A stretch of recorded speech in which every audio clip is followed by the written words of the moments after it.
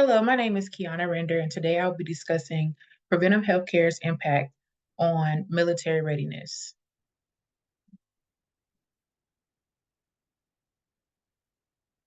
Physical and medical readiness are top priorities in the military. However, there are several risk factors to these components that impact deployment and overall readiness. These risk factors include tobacco use, mental health disorders, poor fitness, inadequate nutrition, and injuries. For this reason, this project was conducted to explore preventive healthcare's impact on military readiness.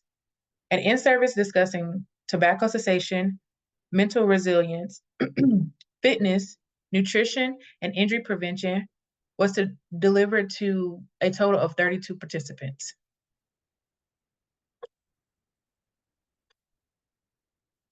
There were three main objectives for this project. Objective one was to analyze current literature and compliance of preventive healthcare and military members. Objective two was to implement an educational in-service.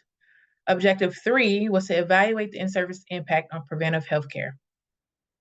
These three objectives focused on 5 key points: tobacco cessation, mental resilience, injury prevention, fitness, and nutrition.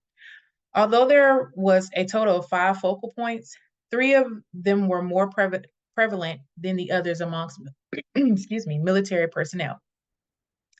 This prevalence required more attention as well as a need for intervention. The first focal point was the learner gaining knowledge on smoking cessation. The second focus point was the learner gaining knowledge on mental resilience. And lastly, the third focus point was on injury prevention. For each of these 3 focal points, the impact of military readiness was also identified.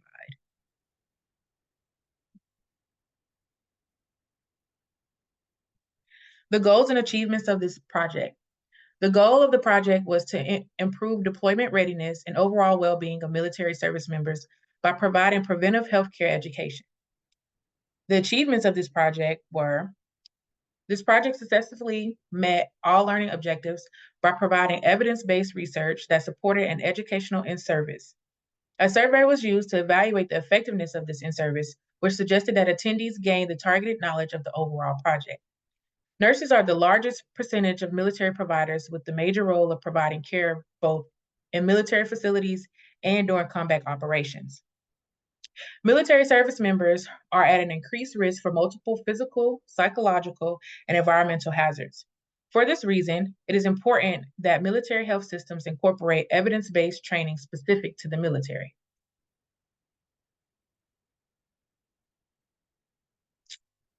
Completion of strategies. First, research evidence-based peer-reviewed articles. From these articles, a lesson plan was created as well as survey questions. Delivery of an in-service was item number 2. This in-service was conducted in 4 sessions. A sign-in roster was created for accountability for the survey as well as participants. And at the end of each in-service, a survey was administered. This project had 3 objectives with associated learning strategies. For learning objective 1, 10 peer-reviewed articles were researched to support the topic of the project.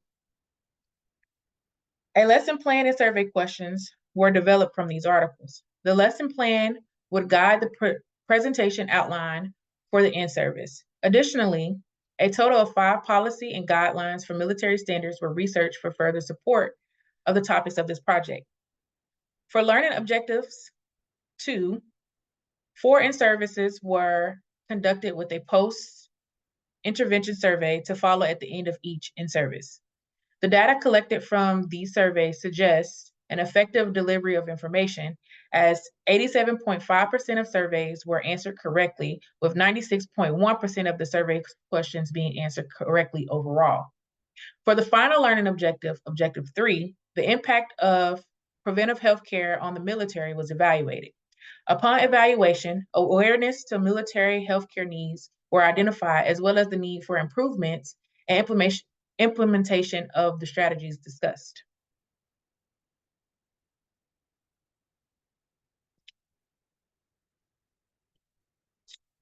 Finally, completion of the last objective strategy, which was evaluation of the in-service.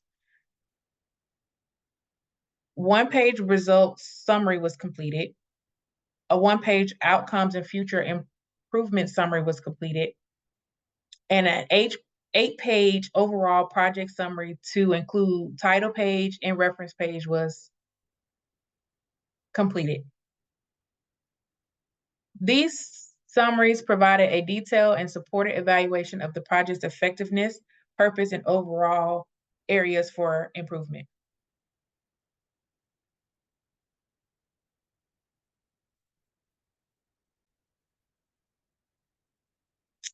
The outcomes of this project.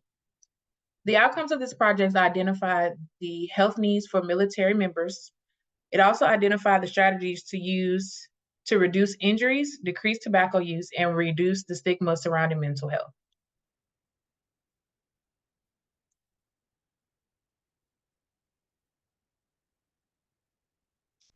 Application to both practice and education.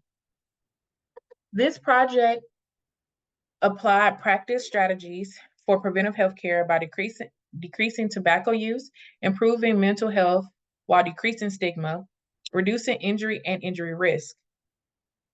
This was achieved by providing education for preventive strategies such as tobacco cessation, mental resilience, and injury prevention.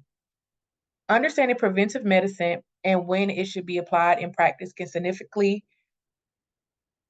reduce injury rates in the military. Specifically, applying strategies such as tobacco cessation, mental resilience, and injury prevention will reduce injuries, decrease tobacco use, and increase mental health seeking behaviors. As nurses, health promotion and disease prevention are major responsibilities that are key playing factors in ensuring military service members are fit for full duty.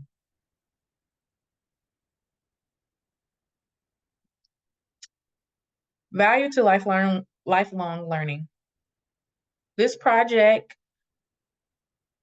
provided professional growth, preparation for future roles, educational commitments, recognition of improvement areas.